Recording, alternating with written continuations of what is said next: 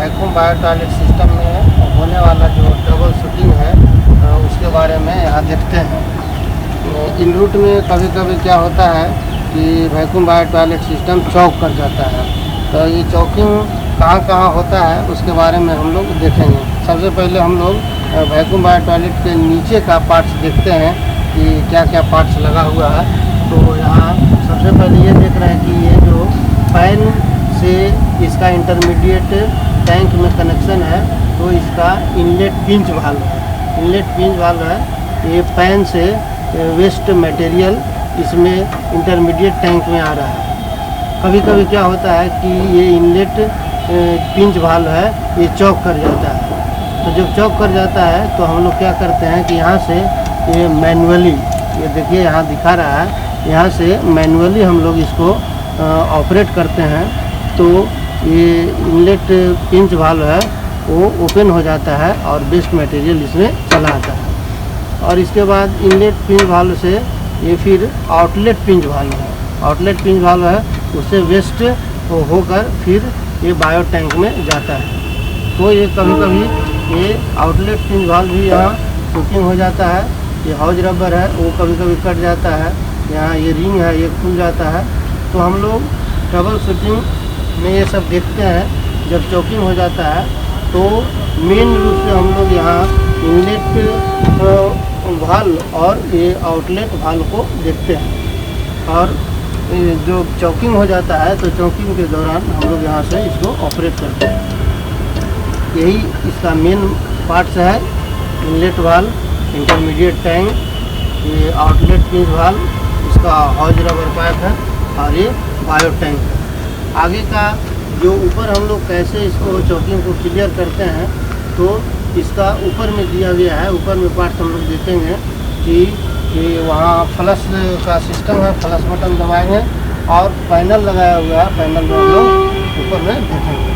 Vacuum bio toilet system का ऊपर का पार्ट्स हम लोग देख रहे हैं कि जब ट्रबल शूटिंग होता है, चौकिंग का समस्या होता है, तो हम लोग इसको कैसे क्लियर करेंगे, ऊपर हम लोग देख रहे हैं।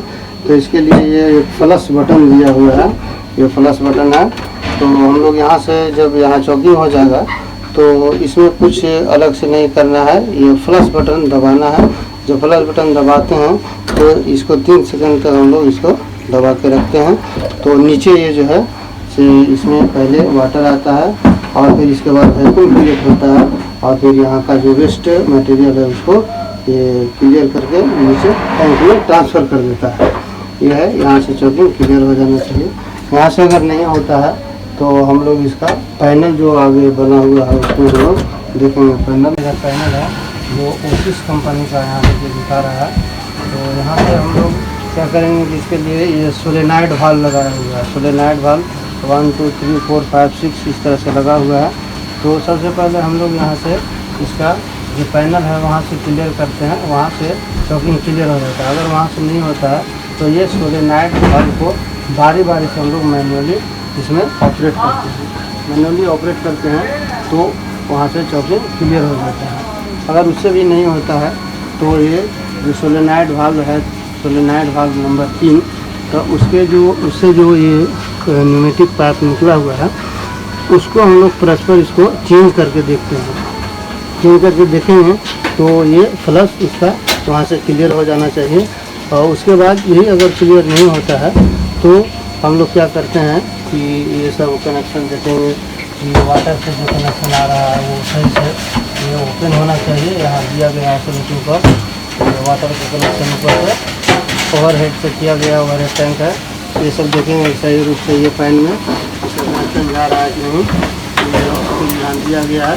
वाटर रेगुलेटर यहाँ इसको देख लेंगे सही से कनेक्शन किया गया है। दूसरा जो है ये न्यूमेटिक, ये जो ये आपसे जो प्रेशर आ रहा है, यहाँ प्रेशर पाइप से जुड़ा हुआ है। ये आइसोलेटिंग कॉर्ड का ये ओपन पोजीशन में होना चाहिए। और इसका ये कनेक्शन जो है एयर रेगुलेटर से है, यहाँ से एयर फिल्टर होता है और एयर का सप्लाई ये पैनल में दिया गया है। और इसे हम लोग यहाँ से ऑपरेट करके चौकिंग को क्लियर करते हैं। सभी न्यूमेटिक पाइप और वाटर कनेक्शन सही तरह से इसमें लगा होना चाहिए। इस तरह से हम लोग क्लियर करते हैं।